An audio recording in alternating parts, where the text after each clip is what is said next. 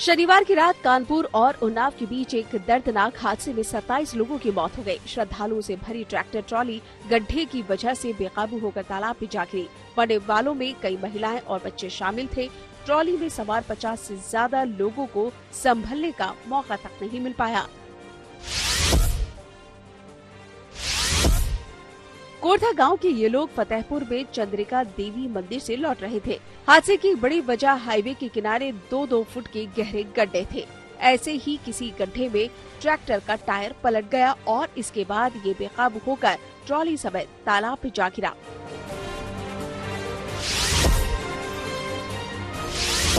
वहीं पर पुलिस की गाड़ी गश्त कर रही थी और वहाँ वो खड़े होकर देखती रही, कोई मदद नहीं की। तो जैसे एक लड़की कूद गई गाड़ी से, उसने हमें फोन किया। पुलिस वहाँ खड़ी रही, बगल में जेसीबी थी, बगल में ट्रैक्टर थे 4-10। अगर चाहते लोग तो टाली जैसे पलटी थी तुरंत खींच के पलटाई जा सकती थी और सबकी जान बचाई जा सकती। किसी ने नहीं। हम लोग मोटरसाइकिल से लेके आए, एम्बुलेंस को फोन किया, एम्बुलेंस एक आई और उसके बाद आके डाल के रास्ते पे खड़ी हो गई। आनन फानन में कानपुर से लेकर लखनऊ तक के आला अधिकारी मौके पर पहुंच गए। एसडीआरएफ की टीमों ने मौके पर पहुंचकर राहत और बचाव का काम शुरू कर दिया। तालाब काफी गहरा था। कई घंटों तक यहां डूबे लोगों की तलाश की जाती रही। राष्ट्रपति और पीएम ने भी हादसे पर दुख जताया है।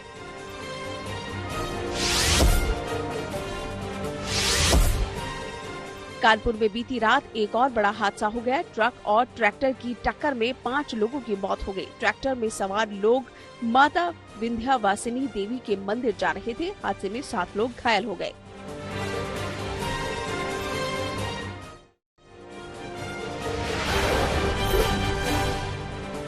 कांग्रेस अध्यक्ष पद को लेकर मल्लिकार्जुन खड़गे और शशि थरूर के बीच मुकाबला होगा। कांग्रेस प्रमुख के चुनाव में केवल ये 2 ही उम्मीदवार होंगे। केन त्रिपाठी का नामांकन रद्द हो गया है। कांग्रेस अध्यक्ष पद के लिए 17 अक्टूबर को मतदान होगा और 19 अक्टूबर को मतों की गिनती के बाद उसी दिन नतीजे घोषित किए जाएंगे। कांग्रेस के केंद्रीय चुनाव प्राधिकरण के अध्यक्ष मधुसूदन मिस्त्री ने कहा कि कांग्रेस के 2 उम्मीदवार अध्यक्ष पद के लिए चुनाव में खड़े होंगे। 8 अक्टूबर तक नाम वापस लिया जा सकता है। प्रधानमंत्री नरेंद्र मोदी ने शुक्रवार को देश में 5G नेटवर्क का शुभारंभ किया। इस दौरान प्रधानमंत्री मोदी ने इसे डिजिटल इंडिया और आत्मनिर्भर भारत की दिशा में बड़ा कदम बताया। इस दौरान पीएम मोदी ने विपक्ष पर भी निशाना साधते हुए कहा कि कई लोगों ने मेरे आत्मनिर्भर भारत के सपने का मजाक उड़ाया। लोग सोचते थे कि तकनीक गरीबों के लिए नहीं है, लेकिन मुझे विश्वास था कि तकनीक हर घर तक पहुंच सकती है। आज टेलीकॉम सेक्टर में जो क्रांति देश देख रहा है, वो इस बात का सबूत है कि अगर सरकार सही नियत से काम करे तो नागरिकों की नियत बदलने में देर नहीं लगती है। 2G की नियत और 5G की नियत में यही फर्क है, देर आए दुरुस्त आए। देश के कुछ शहरों में 5G नेटवर्क शुरू होने के बाद इस बहाने सियासत भी शुरू हो गई। समाजवादी पार्टी के अध्यक्ष अखिलेश यादव ने 5G को लेकर बीजेपी पर निशाना साधा। एसपी प्रमुख अखिलेश यादव ने ट्वीट किया, जिसमें उन्होंने लिखा कि बीजेपी के राज में जनता को 5G पहले से ही मिल रहा है। 5G का मतलब गरीबी, घोटाला, घपला, घालमेल, गोरखधंधा। कांग्रेस ने यूपी की नई टीम का ऐलान कर दिया। बुंदेलखंड से आने वाले नेता बृजलाल खाबरी को प्रदेश अध्यक्ष बनाया गया। दलित समाज से आने वाले खाबरी जालौन करोठा से सांसद भी रह चुके हैं। इसके अलावा उन्होंने राज्यसभा सदस्य की जिम्मेदारी भी निभाई है। खाबरी को संगठन का पुराना अनुभव है। वो इससे पहले बीएसपी में रह चुके हैं। यूपी कांग्रेस ने प्रदेश अध्यक्ष के साथ 6 प्रांतीय अध्यक्ष भी घोषित किए। इनमें नसीमुद्दीन सिद्दीकी, अजय राय, नकुल दुबे, वीरेंद्र चौधरी, योगेश दीक्षित, अनिल यादव का नाम शामिल है। दिल्ली में सर्दियों के मौसम में होने वाले प्रदूषण को देखते हुए केजरीवाल सरकार ने बड़ा कदम उठाया। अब दिल्ली में बिना पॉल्यूशन सर्टिफिकेट वाले वाहनों को पेट्रोल डीजल नहीं मिल सकेगा। दिल्ली सरकार ने वायु प्रदूषण की रोकथाम को लेकर विंटर एक्शन प्लान लागू किया। इसके तहत अगर आपके पास अपने वाहन का पॉल्यूशन चेक सर्टिफिकेट नहीं है तो आप ईंधन नहीं भरवा सकेंगे। दिल्ली सरकार का यह फैसला 25 अक्टूबर से प्रभावी हो जाएगा।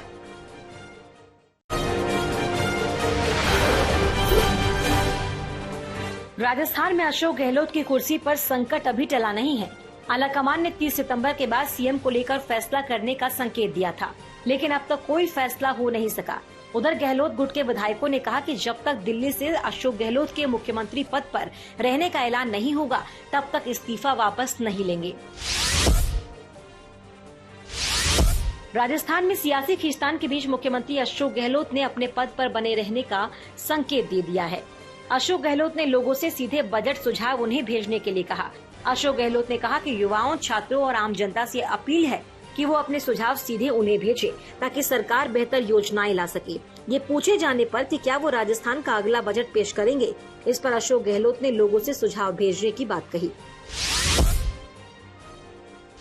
बीजेपी बार प्रयास करती है कि सरकार किस प्रकार से 5 साल पूरे नहीं करे। जो उन्होंने करना था हाउस ट्रेडिंग, वो पूरी कोशिश कर ली। तो हमारे बंदे इतने मजबूत है, उसके बावजूद भी वो हिले नहीं। देखिए आप, सरकार पहले बच गई, अभी मजबूत है। 5 साल हम पूरे करेंगे और मैंने कहा छात्रों और युवाओं के लिए बजट प्रस्तुत करेंगे। जयपुर में 2 लड़कियों पर एसिड अटैक का मामला सामने आया। 2 किलोमीटर की दूरी पर दोनों लड़कियों पर एसिड से हमला किया गया। दोनों लड़कियों को अस्पताल में भर्ती कराया गया। घटना के बाद पुलिस सीसीटीवी फुटेज की मदद से आरोपियों की तलाश में जुटी है। इस बीच एसिड अटैक की वारदात को लेकर बीजेपी ने गहलोत सरकार पर हमला बोला। बीजेपी प्रवक्ता शहजाद पुनेवाला ने कहा कि गहलोत राज में महिलाएं बिल्कुल भी सुरक्षित नहीं। राजस्थान के अलवर में नाबालिग से गैंगरेप का मामला सामने आया। आरोपियों ने 16 साल की लड़की से गैंगरेप कर अश्लील वीडियो बना लिया। फिर वीडियो को सोशल मीडिया पर वायरल करने की धमकी देकर रंगदारी भी वसूल ली गई। पुलिस को दी गई शिकायत में पीड़ित ने बताया कि उसे ब्लैकमेल कर आरोपियों ने 50,000 रुपए की वसूली की।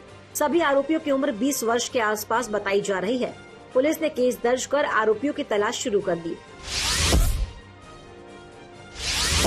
गुजरात में विधानसभा चुनाव को लेकर आम आदमी पार्टी ने जोर लगा दिया।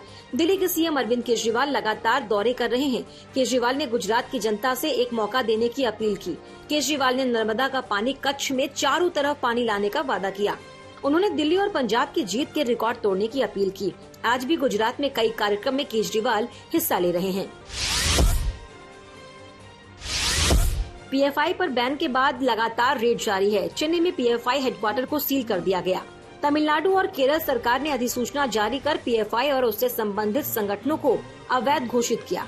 इसी बीच सूत्रों के मुताबिक एनआईए की रिपोर्ट में पीएफआई से केरल में आरएसएस नेताओं को जान का खतरा है, जिसके बाद केरल के आरएसएस के 5 नेताओं को केंद्र सरकार ने सुरक्षा मुहैया कराई है।